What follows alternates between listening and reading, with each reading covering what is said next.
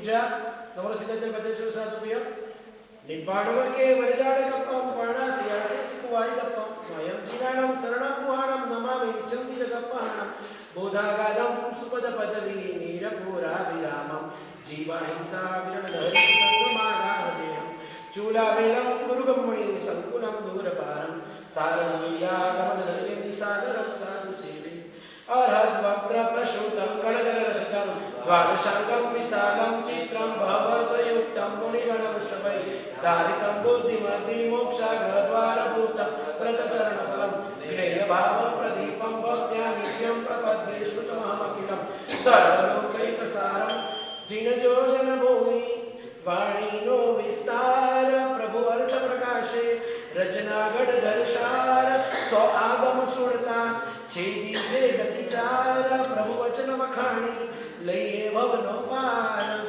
आगम ते जिनवर बाखियो गढ़धर ते हरडे राखियो ते अनोरस जेणे चाखियो ते हो शिव सुख साखियो केवल दर्शन नारायणो चिदानंद धरते ज्ञान पंचमी जिन पूजिए विजय लक्ष्मी शुभये ओम विष्णु परमेश्वर परमेश्वराय ओम तत्व प्रणिरूपाय सम्यक ज्ञान पदाय केवल ज्ञानाय नमो स्वाहा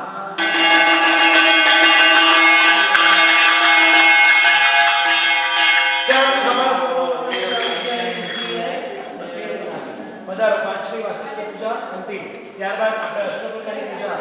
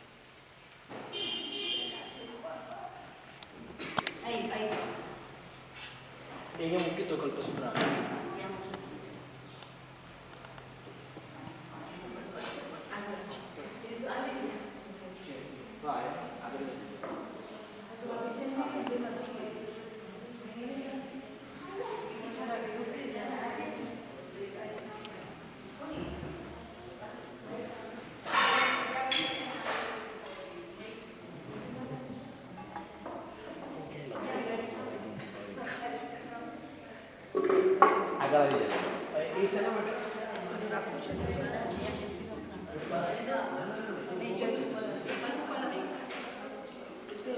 ચલો હવે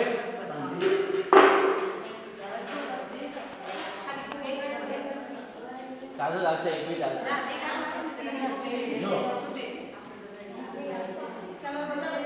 આમાં ક્યાં આવે છે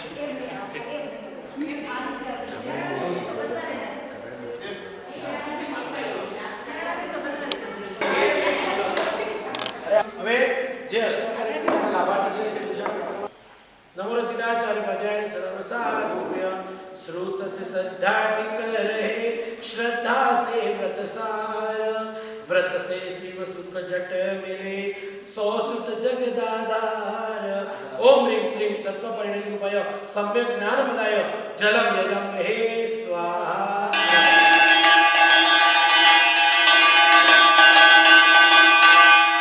ચાલો ત્યારબાદ ચંદ્ર બસ આટલું છે પતી ગયું એટલે જ કીધું કે આટલા બધા આટલું યાદ. આશા પામી માટે હું કરું છું અરે પ્રભુ હવે આલે વાટી ખાલી દે રાખી ખાલી દે નમો રચિતાચાર્ય પદ્યાય સર્વ સાધુભ્ય श्रुतहीन क्रिया करे जानो संस्कृति वृद्धि श्रुत सहित क्रिया करे अनुकूल शिव पद सिद्धि ओम ह्रीं श्रीं तत्व परिणतिरूपाय सम्यक ज्ञान पदाय चंदनम इदं हे स्वाहा.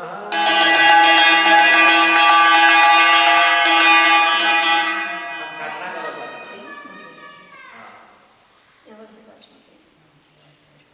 चलो पुष्प पूजा આખી ડોકલી દે नमो सिद्धाचार्य पद्याय सर्व साधुभ्य श्रुत समो नहीं जगत में कोई करे उपकार तीसलिए भव भीति हर धार धार शुद्ध धार ओम ह्रीं श्रीं तत्व परिणतिरूपाय सम्यक ज्ञान पदाय पुष्पम इदं हे स्वाहा.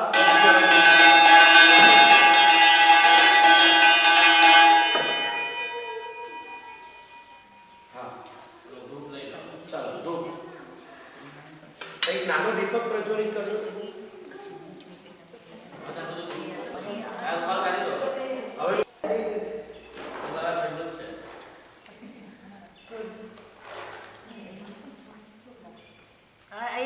ચાલો ચાલો આપણું જ છે. ચલો નમો રચિતાચાર્ય પદ્યાય સર્વ સાધુભ્ય આત્મકમલ વિકસાવતુ ભરે લબ્ધિ ભંડાર સપ્તમ પદે સેવા કરી લઈએ ભવ જલ પાર ઓમ ह्रीं श्रीं तत्व परिणतिरूपाय सम्यक ज्ञान पदाय फलम यजम हे स्वाहा.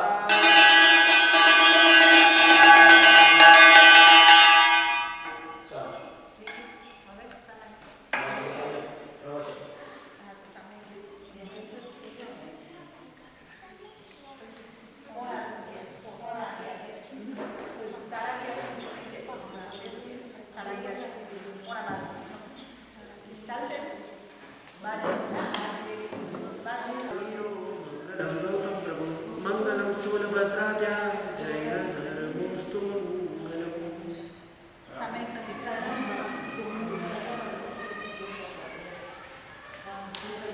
કલ્પ સૂત્ર એટલે શું? કલ્પ એટલે આચાર. આચાર એટલે આપણું જે બિહેવિયર, આપણું વર્તણૂક, આપણી રોજની આપણું એને શું કહી શકાય, આપણું રોજની આપણું જીવન. આચાર એટલે આપણું જીવન કેવું હોવું જોઈએ એ આપણને કલ્પસૂત્રમાં જાણવા મળે છે. આમાં સાધુ જીવનના 10 આચારો એનું સૂત્ર એટલે કલ્પસૂત્ર. આ ગ્રંથમાં સાધુના 10 આચારો વગેરે અંગે માહિતી છે. આપણે પણ સાધુનો આચાર જાણવા જોઈએ, કેમ કે શ્રાવક શ્રાવિકા તે જ કહેવાય જેને ભાવિમાં અવશ્યમેવ સાધુ કે સાધ્વી થવાની તીવ્ર તાલાવેલી હોય. હવે જેને ભાવિમાં સંસાર ત્યાગવો છે તેણે તે સાધુ જીવનના આચારોને જાણવા તો જોઈએ.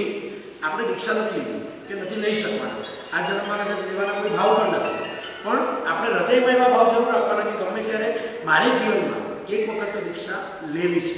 એટલે આ જીવનમાં જ લેવી એવું જરૂરી નથી, ભવિષ્યમાં, કારણ કે મોક્ષ દીક્ષાથી જ છે. આપણે કૂતરા, બિલાડા, તિર્યંચ, નારક બધા જ ગતિઓમાં ફરીને આપણે મનુષ્ય ભાવ મળે. મનુષ્યમાં એક જ એવો ભાવ એવો મળે જેમાં આપણે પુણ્યનું ઉપાર્જન કરી શકીએ. જેમાં પાપ પણ કરી શકાય અને પુણ્ય પણ કરી શકાય. હવે એમાં શું કરવું છે એ આપણા ઉપર છે.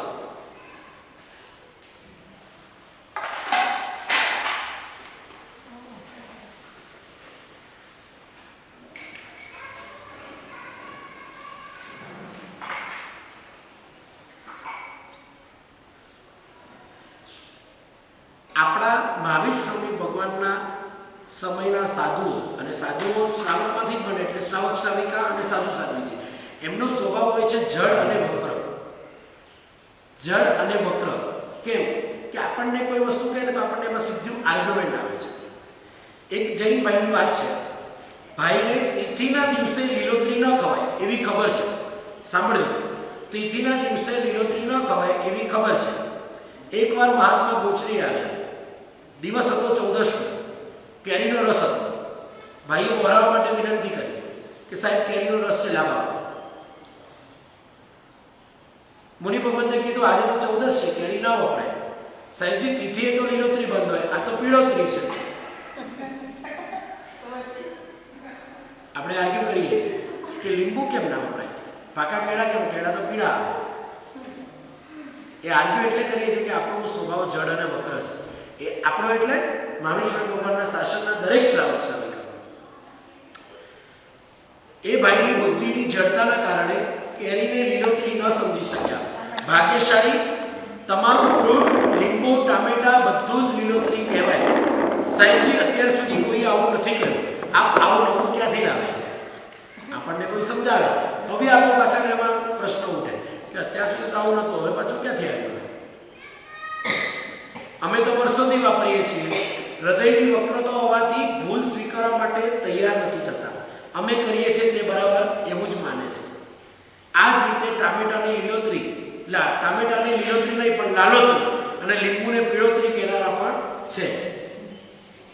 ફ્રૂટને લીલોતરી નહીં માનનારા જળ અને વક્ર જીવો પણ હોય છે. રાત્રિ ભોજન, આ થઈ આપણી લીલોતરી વાળી વાત. હવે થાય છે રાત્રિ ભોજન. આપણે ઘણી વખત આ ભૂલ થતા હોઈએ છીએ. આપણે સાધર્મિક ભક્તિનું કર્તવ્ય સમજીએ કે ભાઈ આપણે જઈને એક સાધર્મિક ભક્તિ કરવી જોઈએ, તો સાધર્મિક ભક્તિ રાત્રે કેમ? આપણે રાત્રે ખવડાવી કોઈને તો એ સાધર્મિક ભક્તિનું પુણ્ય મળતું જ નથી. એમાં તો ઉલટાનું પાપ લાગે છે કે તમે રાત્રિ ભોજન કરાવો છો. અને શાસ્ત્રકાર ભગવાન એમ કહે છે કે હું પોતે, આપણે કદાચ ગમે એટલા નીચે ઉતરી ગયા હોય, હું રોજ રાત્રે ખાતો હોઈશ, પણ એના પાપ કરતા પણ જો હું કોઈ બીજાને ખવડાવું, પોતે જે પણ કરી મારાથી નથી થતું, ઓકે વાંધો નહીં, હું રાત્રે ખાઉં છું, હું જમીન કન ખાઉં છું, પણ તમે કોઈને ખવડાવવામાં નિમિત્ત બનો છો, એ સૌથી મોટું પાપ છે. આજકાલ લગ્ન વગેરે પ્રસંગોમાં ફેશન બની છે જમીન કન.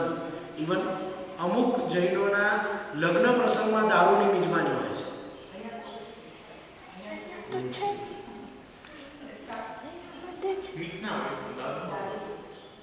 સારું છે, મીઠ સુધી તો નહીં પહોંચાડો.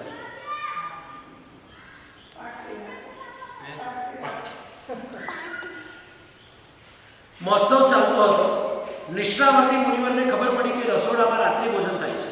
કાર્યકરોને બોલાવીને કહ્યું કે કેમ રાત્રિ ભોજન થાય છે? એ ભાઈ બોલ્યા, સાહેબ આપે તો વ્યાખ્યાનમાં જણાવો છો કે સાધર્મિક ભક્તિનું વિશિષ્ટ પુણ્ય છે. આવેલા કોઈને ના ન પાડવી, ખૂબ આદરથી વપરાવું. હવે કેટલાય સાધર્મિક ભક્તો સૂર્યાસ્ત પછી આવે તો અમારાથી ના કેવી રીતે પડે? આ છે બુદ્ધિની જડતા. સાધર્મિક ભક્તિમાં વિવેક હોવો જોઈએ. રાત્રિ ભોજન એ મહાપાપ છે. રાત્રે ખવડાવવું એ ભક્તિ ન કહેવાય. આપણે ખાઈએ ઓકે વાંધો નહીં, એનું પાપ આપણે કદાચ ભોગવી પણ શકશું, પણ કોઈ બીજાને ખવડાવવાનું પાપ આપણા માટે ક્યારેય ન.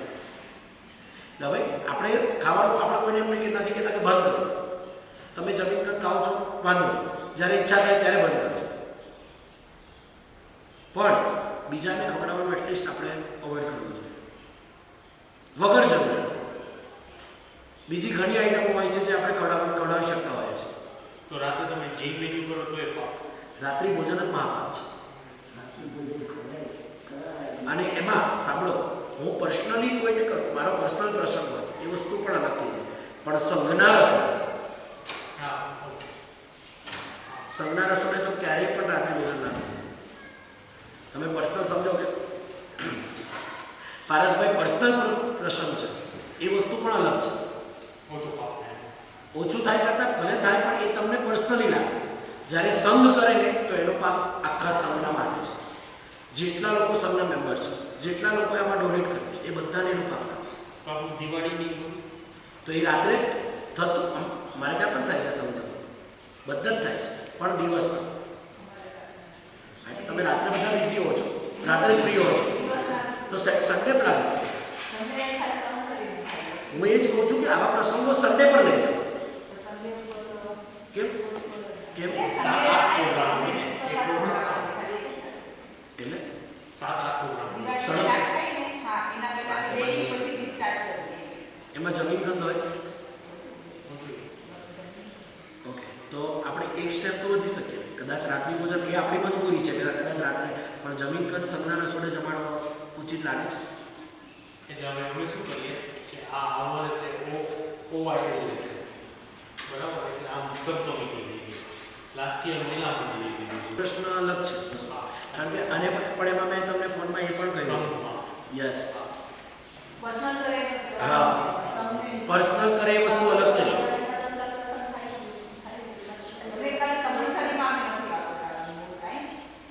એટલે સમૂહમાં અમે ખબર શું કરીએ, ચાર્જીસ લઈએ.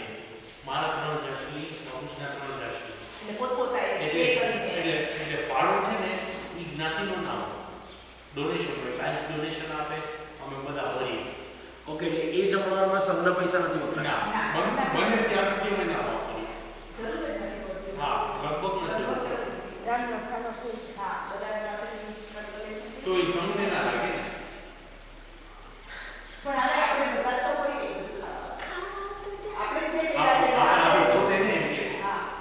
આપણે પૈસાને સેકન્ડરી મૂકીએ અત્યારે આપણે જગ્યા કોઈ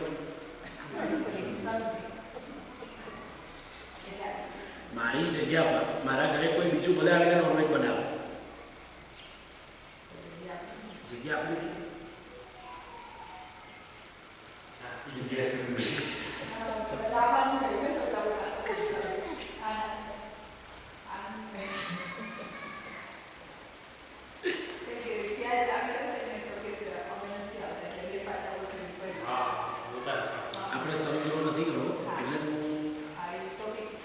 દેવાનંદને કહ્યું તમને આવેલા સપનો અતિ સુંદર અને મને લાગે છે કે તમે ખૂબ સુંદર સ્વરૂપવાન, આરોગ્ય, સંપત્તિ અને ઇષ્ટના સંયોગવાળો પુત્ર તમને પ્રાપ્ત થશે.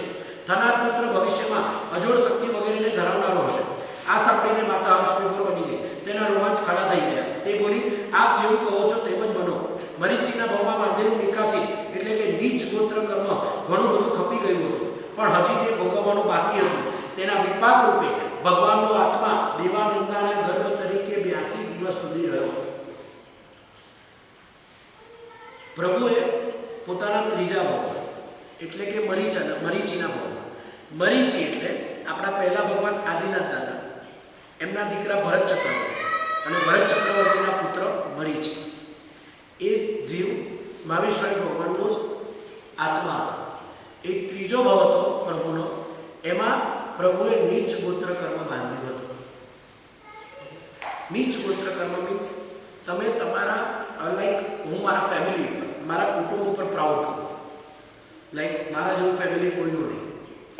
એ જ કર્મ મરીચી એટલે કે મહાવીર સ્વામી ભગવાનના જીવે ત્રીજા ભાવમાં બાંધ્યું હતું. ત્યારે ભરત ચક્રવર્તીએ આદિનાથ દાદાને પ્રશ્ન પૂછ્યો, હે પ્રભુ, શું આ સભામાં કોઈ એવો જીવ બેઠો છે કે જે ભવિષ્યમાં તીર્થંકર બનનારો છે? ત્યારે આદિનાથ દાદાએ કહ્યું, હા, તમારો દીકરો મરીચી જે આ જ 24માં તીર્થંકર મહાવીર સ્વામી ભગવાન તરીકે ઉત્પન્ન થશે. અને ભરત ચક્રવર્તી આ જાણીને મરીચીને વંદન કરવા જાય છે. ત્યારે મરીચી પૂછે છે કે કેમ મને વંદન? તો કે તમે ભવિષ્યમાં થનારા તીર્થંકર છો એટલે હું આપને વંદન કરું છું. અને આ વિચારીને મરીચીને પોતાના કુળ ઉપર કે મારા દાદા ભગવાન, મારા પિતા ચક્રવર્તી અને હું પણ તીર્થંકર, આવું અભિમાન થયું. અભિમાનના હિસાબે નીચ સબોરી પર દો જીવની સમજાવો.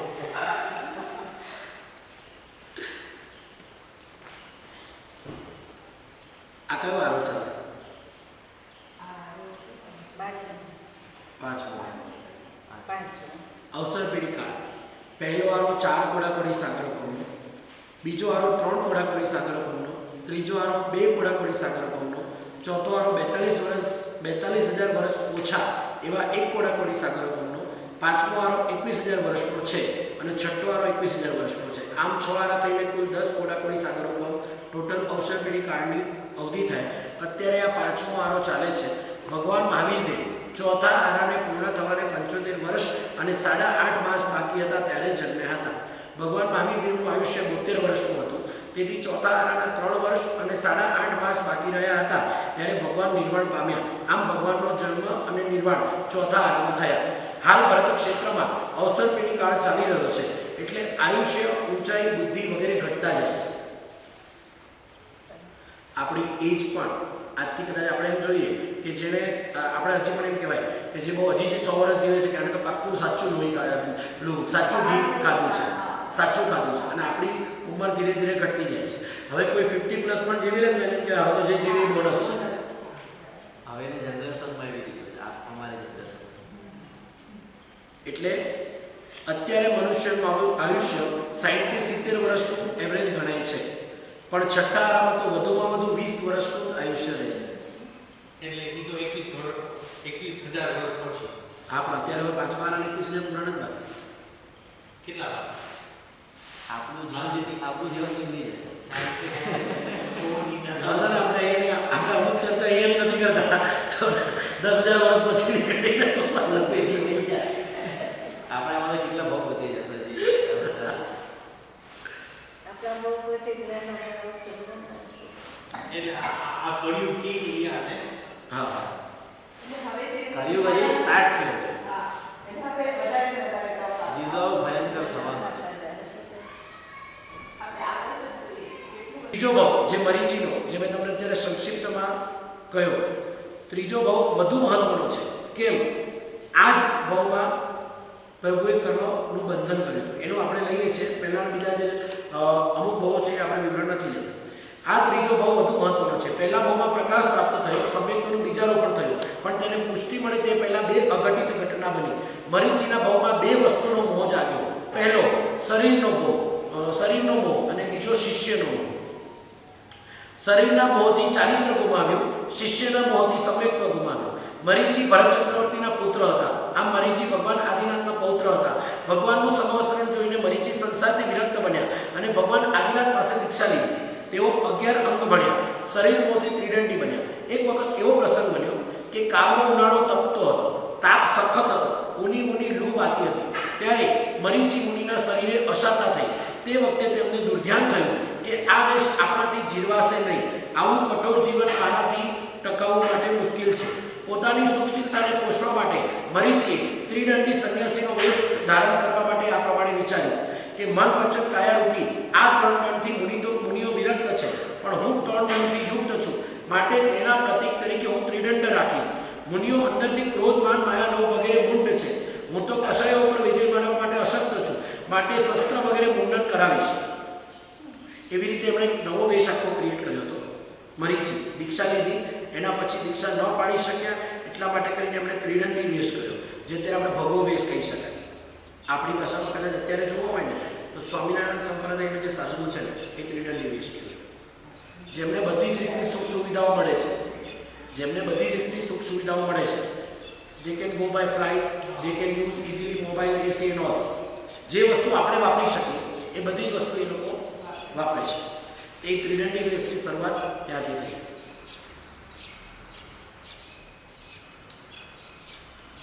બધા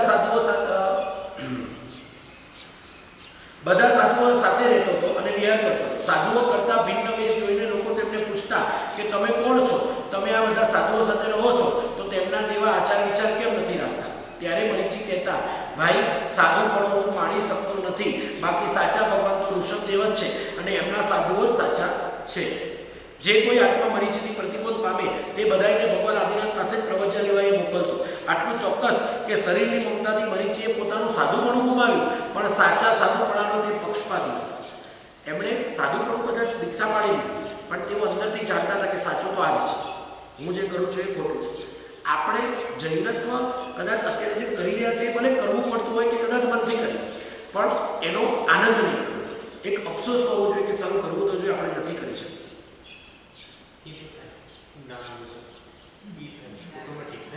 થાય છે બસ એ થશે ત્યાં સુધી વાંધો નહીં. કઈ બી વસ્તુ કરી લીધા પછી એનો પશ્ચાતાપ થવો મહત્વનો છે. તો પાછળ થાય ને. પાછળ ભલે પાછું 10 વાર થાય, અફસોસ થવો જોઈએ કે નહીં એમાંથી ખોટું થઈ ગયું છે. એને કંઈ થોડો કરવાનો છે.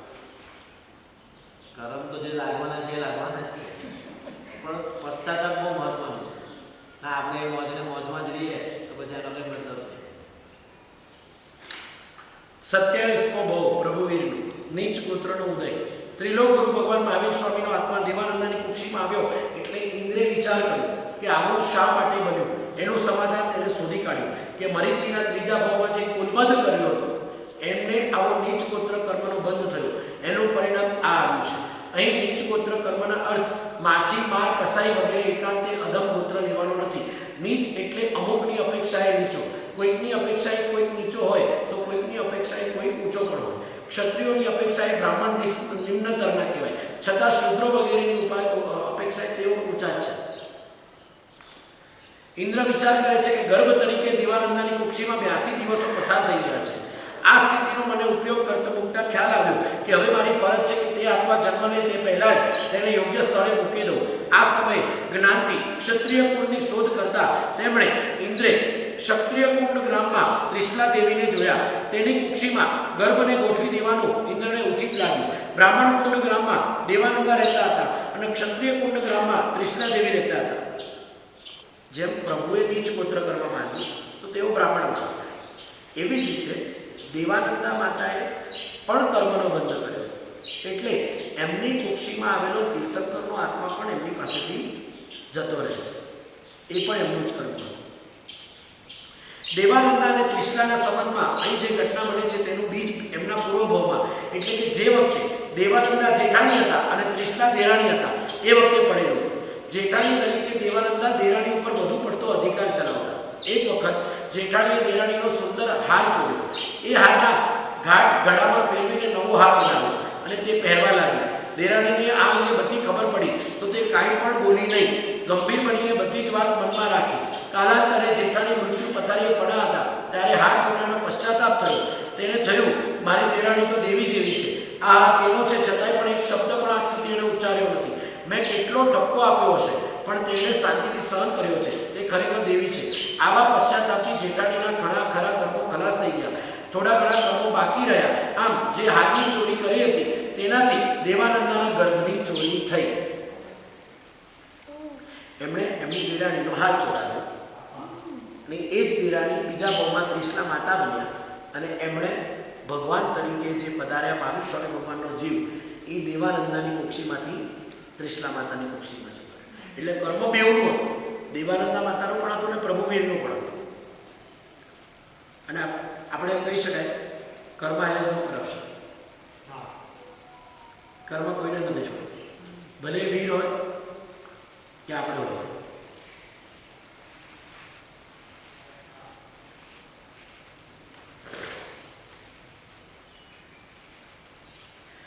ઇન્દ્રે હરિણગમિષીને આ ગર્ભ સંક્રમણ કરવાની આજ્ઞા આપી. હરિણગમિષીએ કહ્યું જેવી આપની આજ્ઞા.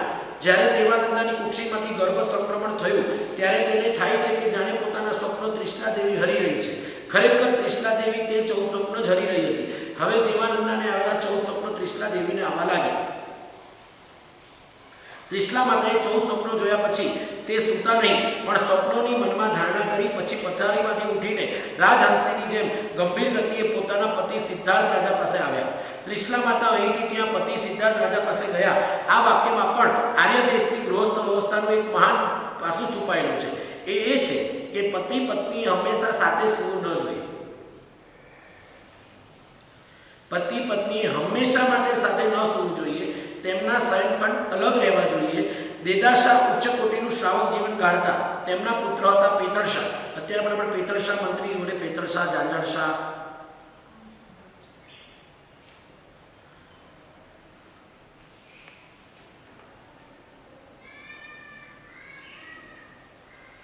ત્રિશલા માતાએ ભદ્રાસન ઉપર પોતાના પતિની સમક્ષ સ્વપ્ન વર્ણન કર્યું અને પૂછ્યું, હે સ્વામીનાથ, આ સ્વપ્નનું ફળ મને શું મળશે? શાસ્ત્રકાર ભગવાન તો એમ કહે છે કે પતિ પત્નીનું જીવન ભલે આપણે વિવાહિત જીવન વિતાવતા હોઈએ, પણ એકબીજા માટેના માનપૂર્વક શબ્દો આપણા કેવા હોવા છે? હે સ્વામીનાથ, હે દેવાનુપ્રિય. અત્યારે આપણે શું બોલીએ? હા, શું બોલાવી આપણે? હા,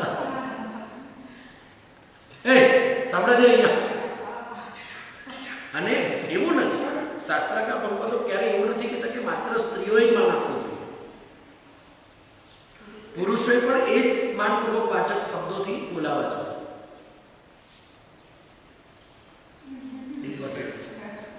આપણે ઊંધું થઈ ગયું. પતિની વાત ત્રિશલાએ આદરપૂર્વક માન્ય રાખી. ત્યારબાદ આદરપૂર્વક સિદ્ધાર્થે ત્રિશલા દેવીને વિદાય આપી. રાજહંસની ગતિએ ત્રિશલા માતા પોતાના શયનખંડમાં વાપસ ફર્યા. એ ખ્યાલ રાખો કે સારું સ્વપ્ન આવે તો સૂવું નહીં. હા, આ ખાસ સમજો. આને ધર્મ સાથે રિલેટેડ નથી, આપણા જીવન સાથે રિલેટેડ છે. આપણને કોઈ સારું સ્વપ્ન આવે, એમ કહેવાય કે સવારનું જે મોર્નિંગનું સ્વપ્ન કહેવાય ને, એ હંમેશા સારું ફળે, તરત ફળે. તો જો આપણે મોર્નિંગમાં કોઈ સારું સ્વપ્ન જોયું અને આપણી આંખ ખુલી ગઈ તો પછી ઊંઘવાનું નહીં, તો ઊંઘી જવાનું. તો જાગવાનું કે નહીં, ઊંઘી જ રહેવાનું. તો ઊંઘી જવાનું. ખરાબ સ્વપ્ન આવ્યું અને આપણે જાગી ગયા તો પછી જાગવાનું નહીં, તો સૂઈ જવાનું. આ સ્વપ્નનો આખો ફળાદેશ છે કે કેવી રીતે સારું સ્વપ્ન આવે અને જો તમે ઊંઘી જશો તો એ સ્વપ્નનું ફળ પણ જતું રહે છે. એ જ રીતે ખરાબ સ્વપ્ન આવે અને તમે સૂઈ જાઓ છો તો પણ એ સ્વપ્નનું ફળ જતું રહે છે. એટલે ક્યારેય નહીં સૂવું. તો ધર્મ આરાધના કરવા સામે લઈ લેવું.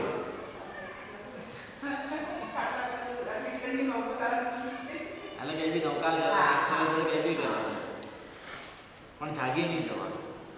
સારું સ્વપ્ન આવે તો સૂવું નહીં, ખરાબ સ્વપ્ન આવે તો અવશ્ય સૂઈ જવું. સૂઈ જવાથી જે સ્વપ્ન આવ્યું છે તેનું ફળ હળાઈ જાય છે. સારું સ્વપ્ન આવ્યા બાદ રાત્રિભર જાગવું અને ધર્મ જાગરિકા કરવી. તે વખતે નૌકાર મંત્રનો જાપ કરવો અથવા તો સ્તવન કરવું. પ્રભાત થયું. સિદ્ધાર્થ અને ત્રિશલા દેવીનો પુત્ર પ્રાપ્તિનો આનંદ સમાતો ન હતો.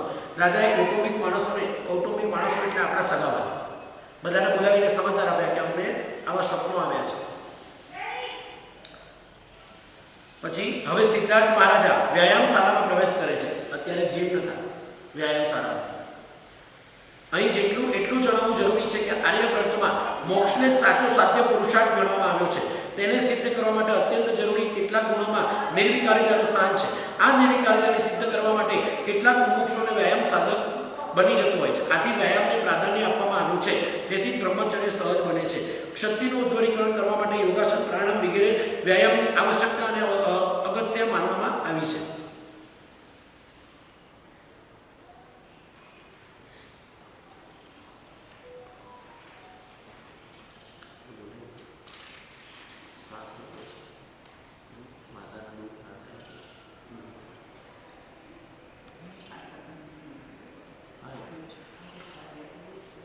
એટલું જ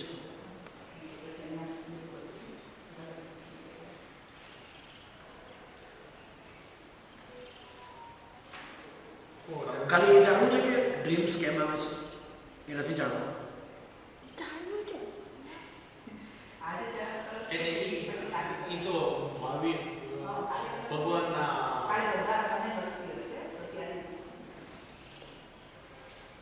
ઈ ઓલા છે ને એના સ્વપ્નો કેમ આવે ને આપણને એના રીઝન્સ છે. નાઇટમેર્સ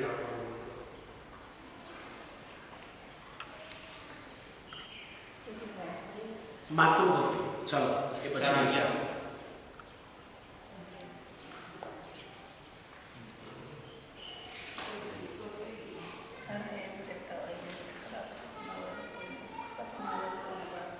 પ્રભુ જન્મથી જ 3 જ્ઞાનના દાતા હતા. ખરાબને તો કહી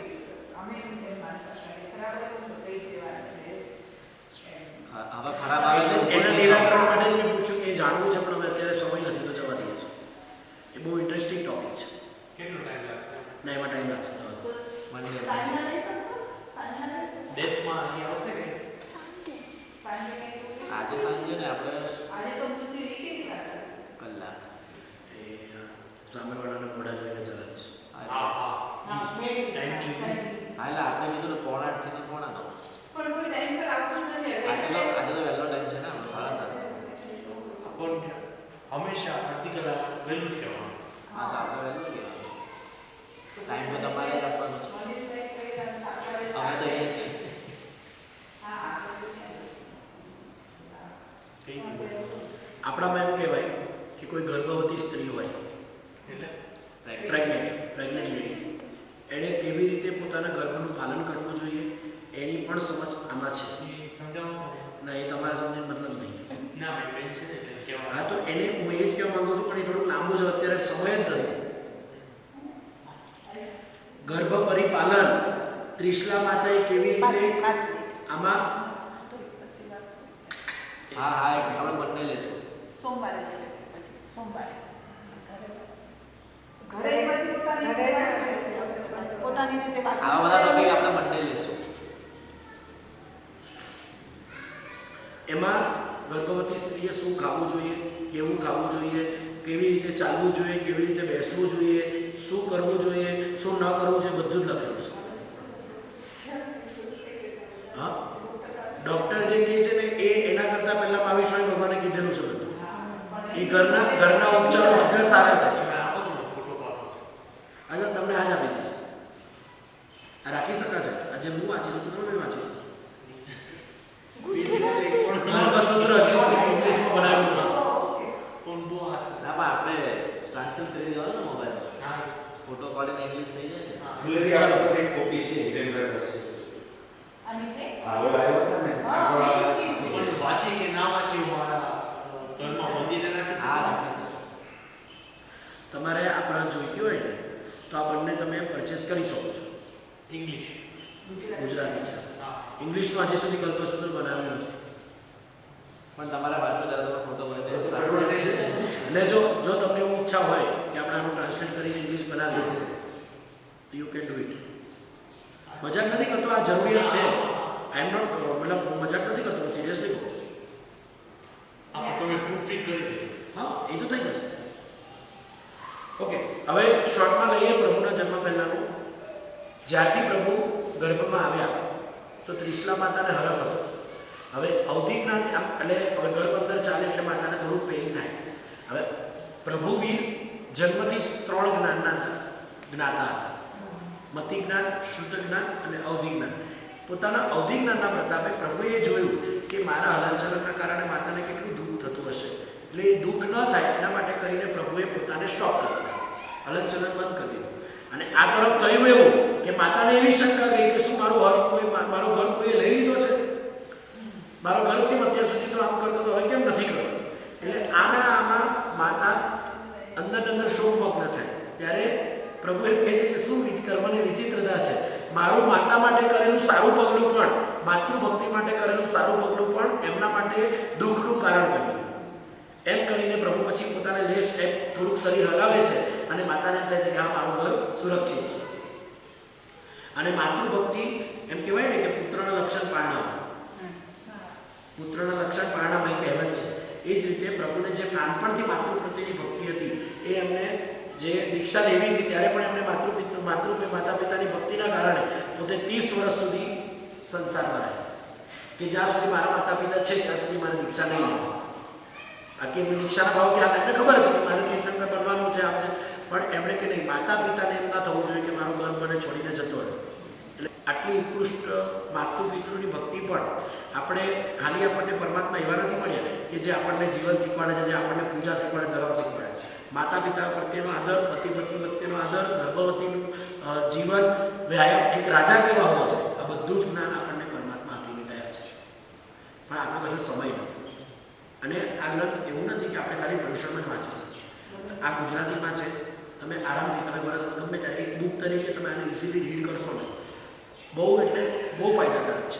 અને હું એટલે કહી શકું છું, 14 વર્ષ પહેલાં જ્યારે અમે લોકો નહોતા જતા, અમે લોકો વેકેપમાં જતા ને, ગુરુદેવ બોલતા, અમે પાછળ બેસીને હસતા. હા ઠીક છે, શું બોલે છે, ખાલી એક જ હમણાં જય, જ્યારે જય બોલાવે ત્યારે જય બોલવાનું. પણ આમાં શું લખેલું હતું એ અમને ક્યારેય ખબર નથી. આ જ્યારે ફર્સ્ટ ટાઈમ વાંચ્યું ત્યારે સમજાયું કે આમાં સારા બધા જ સવાલના જવાબ છે. એટલે આ તો આપણી પાસે છે ને પર્યુષણ એકચ્યુઅલી સમય ઓછો પડે છે કે ચોથા દિવસથી લઈને 7મા દિવસ સુધી જ આપણે વાંચવાનું હોય અને આમાં વાતો એટલી બધી છે કે જેને કદાચ ડિટેલિંગમાં આપણે સમજવા જઈએ ને તો આપણે બધા જ સવાલના જવાબ છે.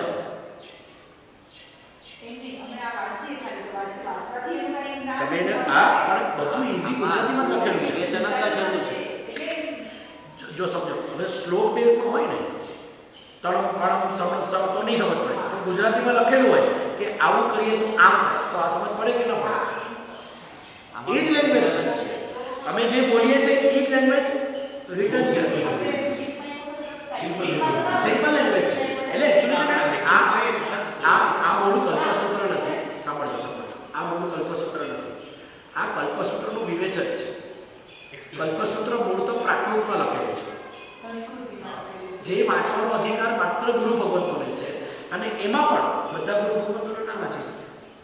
આના કલ્પસૂત્રના સ્પેશિયલ જોગ આવે એમને દીક્ષા લીધા પછી પણ કમ્પલસરી જો એ જોગ કરે તો જ આ વાંચવાનો એમને અધિકાર છે. એ જોગ બી કેટલા વર્ષ પછી થાય? હા, સ્ટાર્ટિંગમાં દીક્ષા લે તરત ના કરી શકે. નહીં આચાર્ય જરૂરી નથી. મુનિ ભગવંત પણ કરી શકે બટ એમની દીક્ષાનો કંઈક પર્યાય એમની ગુણતા જોઈને ગુરુદેવ આપે કે ભાઈ હા હવે તું વાંચવા માટે લાયક છે. ત્યારે એ કલ્પસૂત્ર બારસા સૂત્ર આનું મૂળ બારસા સૂત્ર છે. બારસા સૂત્રનું વિવેચન એટલે કલ્પસૂત્ર અને એની પણ આ ટીકા જે બનાવી છે એ આપણા માટે એકદમ ઈઝી ગુજરાતી કે આવું કરવાથી આમ થાય કે આપણી સમજ માટે આપણને આપણી લેંગ્વેજમાં ગુરુ ભગવંતોએ બનાવીને આપે છે. એટલે આ નોટ ઓનલી તમે પણ ઈઝીલી વાંચી શકો છો. આના માટે કોઈ ગ્રંથ કે કોઈ આમાં કોઈ હાર્ડ લેંગ્વેજ છે નહીં. કશે સંસ્કૃત પ્રાપ્ત લખ્યું જ નથી. આપણે એમાં જે નૌકા પંચી તેમાં પણ જે સૂત્ર લખીએ ને પછી આપણે મેં કીધું મહિનામાં એક વખત વાંચવાનું હોય એટલે 2 કલાક તો વીકમાં એક વખત તો અને આ વાંચી ત્યારે સામાયિક લઈને વાંચવાનું એવું નહીં હોય. આમ છે ને મૂળ આ ટીકા છે એટલે ચાલે આ વસ્તુ જેમ અત્યારે અમે નથી લીધી પણ જ્યારે મૂળ બારસા સૂત્ર વાંચવાનું હોય ને પણ મેં કીધું ને જેમ આપણા માટે અંજન સરકારવાળા ભગવાન નથી, આપણા માટે આ જ ભગવાન છે, આપણા માટે આ જ મૂળ છે. એટલે જેટલી ગરિમા જેટલી આપણે કાળજી આપણે પેલા બારસા સૂત્રની કરીએ આપણે આની એટલી જ કરવાની. કે ભાઈ ચોખ્ખા વસ્ત્રોમાં. હા, ચોખ્ખા વસ્ત્રોમાં. કારણ કે સામાયિક અને તમને પારસભાઈ આપણે જે પેલી વાત થઈ હતી ને કે ઓનલાઈન વાળી કદાચ મહિનામાં એવું કંઈ કરવું હોય ને હું ત્યાંથી વાંચીશ. હા તો ત્યાં મને કરજો એમાં. ઝૂમ મીટિંગમાં એમાં કંઈ કરવાનું નથી. જેને અનુકૂળતા હશે જોડાશે, જેને નહીં હશે નહીં જોડાય. હા, ખાલી તો આપણે ઓડિયો બનશે. આઈડિયા છે કેટલા આપણે શીખાડી શકીએ. કારણ કે આપણે શું છે જો ફ્રેન્કલી વાત કરું ને ખાલી 8 દિવસમાં પારસભાઈ એકચ્યુઅલી જરૂરિયાત એટલે ઊભી છે કે ખાલી 8 દિવસમાં ગમે એટલું જ્ઞાન આપશું તો બી જતું રહેશે બાબુ. એટલે પછી પાછું થોડુંક રિવિઝન થશે ને ખાલી મહિને 15 દિવસે એકવાર કે મહિને એકવાર તો થોડુંક માઇન્ડમાં રહેશે.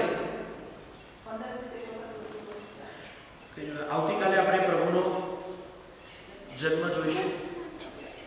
હવે તો ટેકનોલોજી એટલી આવી ગઈ છે કે તમે એટલે પહેલાના જમાનામાં આજથી કદાચ લિંક સ્પીડમાં ઓન કરે છે એટલે એમાં શું છે આજથી કદાચ 20-25 વર્ષ પહેલા કેવું હતું ટેકનોલોજી આટલી નથી એટલે બધું આપણે એટલું ઈઝી નહોતું રહેતું. હવે વી કેન ઈઝીલી મતલબ કરી શકીએ કે આપણે ડિજિટલ પાઠશાળા ઓનલાઈન પાઠશાળા અમારે ત્યાં પણ છોકરાઓના સ્ટુડન્ટ ટ્યુશન્સ એનો અત્યારે બહુ વધી ગયા છે તો એના કારણે અમે લોકો પણ અત્યારે ઓનલાઈન પાઠશાળા પર ઘણું બધું ફોકસ કરીએ છીએ.